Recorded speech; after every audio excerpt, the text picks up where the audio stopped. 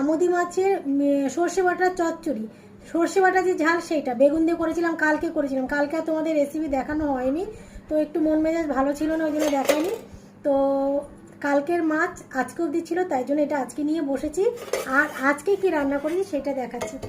তো আজকে করেছি হচ্ছে উচ্ছে ভাজা। তোমাদের দাদা খেয়ে চলে গেছে, আর আমার আর ছেলের। আর উচ্ছে ভাজার সাথে আমার একটু লঙ্কা লাগে, একটু কড়া করে উচ্ছে ভাজা ভালো লাগে বেশ। আর এই গরম পড়তে না পড়তেই আমাদের ঘরে কিন্তু সজনে ডাঁটা দিয়ে রুই মাছের ঝোল শুরু হয়ে গেছে, আর হবেও, প্রায় হবে। তো আজকে করেছি সজনে ডাঁটা দিয়ে, এর মধ্যে নিচ্ছি কেন বলো তো, ঝোলটা মিশে যাবে তো। সজনে ডাঁটা দিয়ে,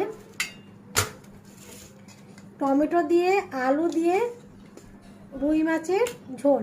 তো এই গরম পড়েছে, এইটা যে কত উপকার এই সজনে ডাঁটার তরকারি, তো খুব ভালো, ভালো তো লাগে আর ভালো হয় এইভাবে করলে। আর খুব ভালো সজনে ডাঁটা দিয়ে, সজনে ডাঁটা গরমে